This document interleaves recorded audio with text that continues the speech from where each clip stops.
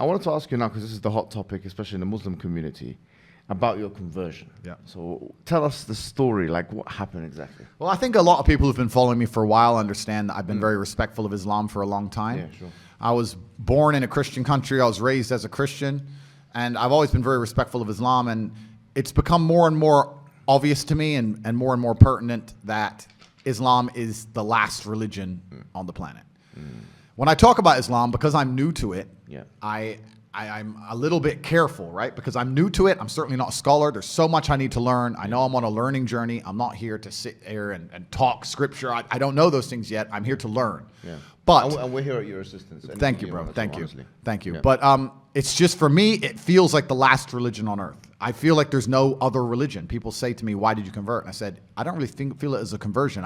It's almost like I knew God was real, and now I've become religious. And they say, well, you were religious before. I was like, religious before how? Christian? What does Christian mean? Like, who's not a Christian? You go to Christian nations, and everyone says they're a Christian. Look how they live their lives. Go into the average church. Is anyone actually fearful of God? Anybody? No. The girls are out on Saturday night drinking, and then they turn up to church because their parents made them. Like, there's no substance to the religion. And also, Islam very closely reflects my personal beliefs. Through my personal life, I've learned that if you don't have standards and you're not a strong person who's prepared to defend his ideas, you will be crushed. Yes. And we look at most religions in the world today which are not prepared to defend their ideas. What's happened to them? They're just getting crushed. And now we have Christianity as an idea which has basically said, well, we can't set any firm rules because everyone will just quit. So instead, let's make it so easy to be a Christian that nobody has to put any effort in. Yeah. And then accept everybody no matter what, and hopefully we can keep the church doors open. That's not God to me, you know? Yeah. God to me is strong. God to me is something to be feared. Yeah. God to me is someone that people are afraid to mock. Yeah. God to me is someone that you have to go out of your way to prove something to. God to me has red lines. Yeah. Like, God to me represents the Islamic faith. The Christian God to me, I don't see God. I can't explain. I don't see anything there. So to me, it was the only logical choice in the end. Alhamdulillah, man. I mean, as you're saying this, I'm sure many people are like ecstatic and extremely happy. It's a great thing for everyone, honestly, because, you know, just anyone coming into Islam is you know, the Prophet Muhammad ﷺ told us it's better than the world and everything in it. Yep.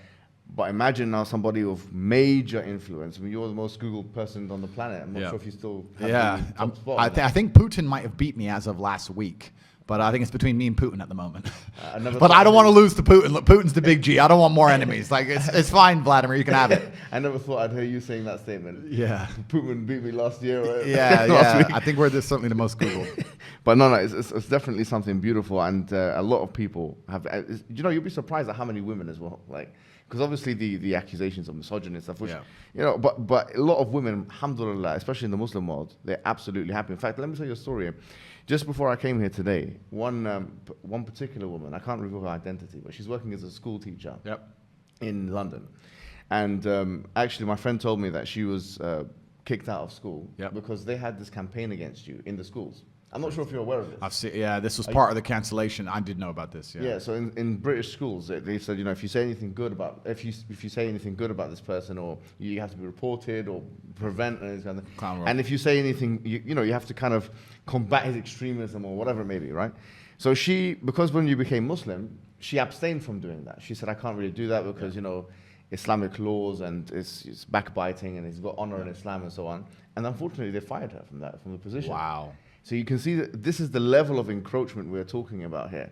So, and this shows you that the level of fraternity that exists, and not only the fact that, you know, when you're looking at Twitter or whatever social media, it's not a representation of what's really happening on the ground. Of course. And I mean, that's crazy to hear. And what's most crazy is, the fervor behind this idea that I'm somehow extremist is truly clown world.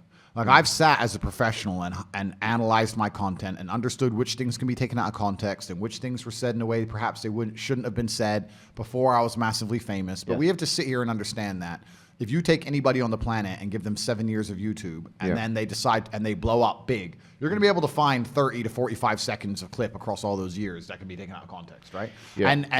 And it's truly crazy because they sit and say, oh yeah, but you know, the young boys are watching your stuff and they don't truly understand all of it, and there's nuance that's missing. And my argument is very simple. My argument is, well, one, you're taking small clips out of context. And two, there's not a single piece of content on the internet that a 14-year-old boy can't misunderstand.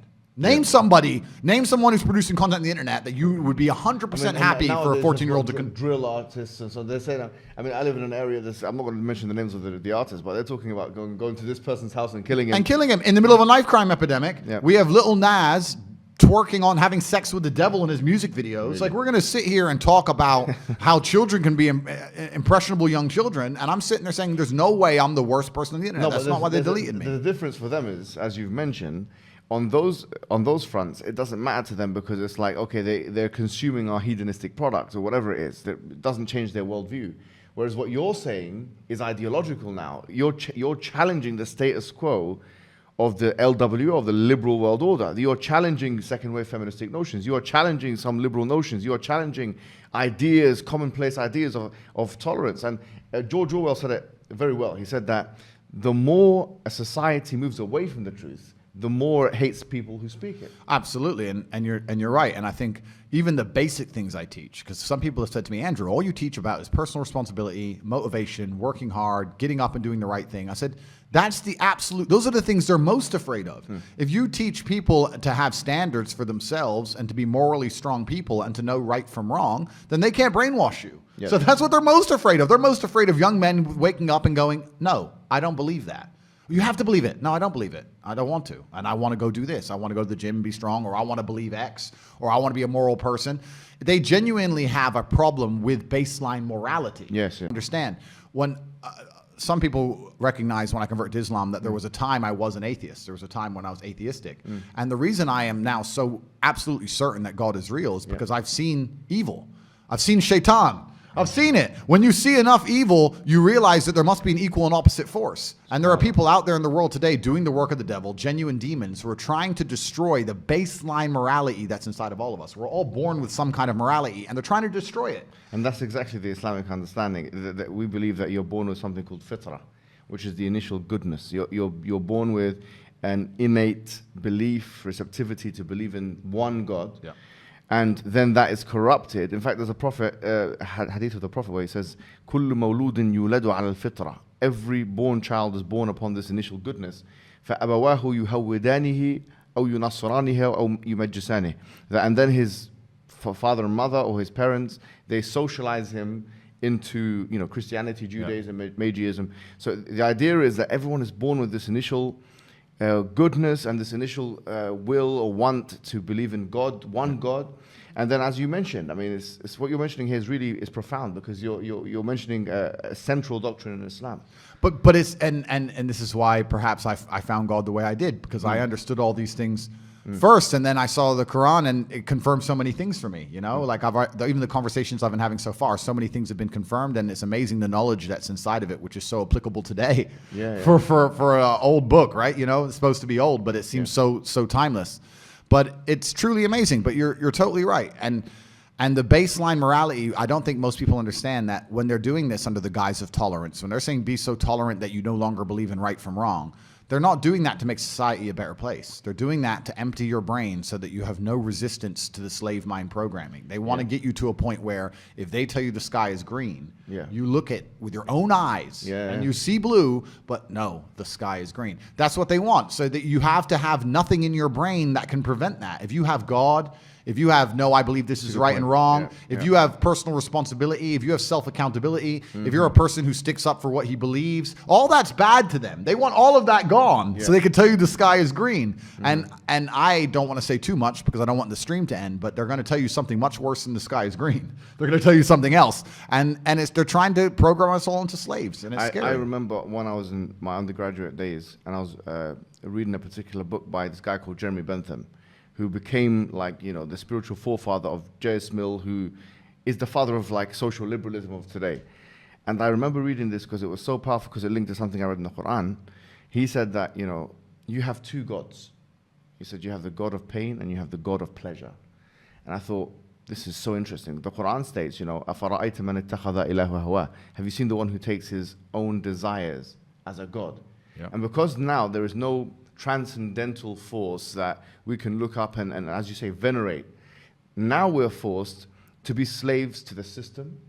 we're to our own desires. Or, I mean, the Quran has another verse which I think is so powerful and it connects very well with what you're saying. It says, God darab Allahu mathalan, rajulan, that God has struck a parable of a man. Fihi shuraka mutashakisuna, that he's got many different slave owners. Wa rajul salaman li rajulin, and another kind of man who's only got one slave owner.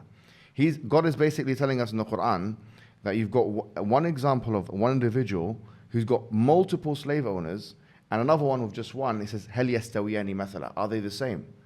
So here, the idea is, as Rousseau said it, he's a liberal philosopher, he said that man is born free but everywhere in chains. This is the order, because if you don't have that God to worship, then you're going to end up having to worship to everything else. And the whole part of the Shahada which you took, which is Ashhadu an la ilaha illallah wa ashhadu anna Muhammad Rasulullah, the true meaning of that, La ilaha illallah, is that there is no God worthy of worship except for one God. Yep. Which means that your desires or the system or these people that want to control us, the problem is they're not worthy of worship. The only one worthy of our subordination and submission is the creator of the heavens and the earth. There's no one else. I agree, and I completely agree, and I've agreed with this for the longest time. You know, I've never been to like a music concert, and people ask me why, and I said, I just look at it and I feel embarrassed. I look at someone up on a stage dancing around, and I look at hundreds of thousands of peasants in the crowd, just yeah. I'm like, it's I feel cringe. It's like secondhand embarrassment when I see these festivals and everyone's losing their mind, or these music concerts. I genuinely feel embarrassed for the people who go, because to me that is a form of worship. Like, you can listen to the music at home for free. You don't have to wait in that line and stand out in the cold. Like, I don't know. Perhaps it was a bit extreme, but I've always known that they're trying to give us false idols to some degree. And when I speak to atheists, they go, oh, I don't believe in God. But they've signed up so hard to the liberal woke agenda. They're as religious as anybody, but they're just believing in the wrong things. They're believing in degeneracy, and they're believing in the work of the devil. So humans always need something to believe in.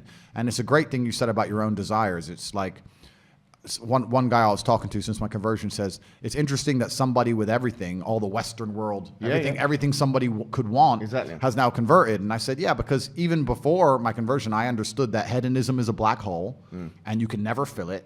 You're never going to be able to have enough girls to be happy with girls. You're never going to be able to have enough money to be happy with money. You're never going to be able to, drink enough to be happy with drinking. Like, it's a black hole, and you can pour endless things down it, but you'll never fill it up. And you need to have some degree of self-restraint. And I've always been a very disciplined person. I've never made mistakes. But certainly, the higher power is going to give you more satisfaction in your heart than endless insanity.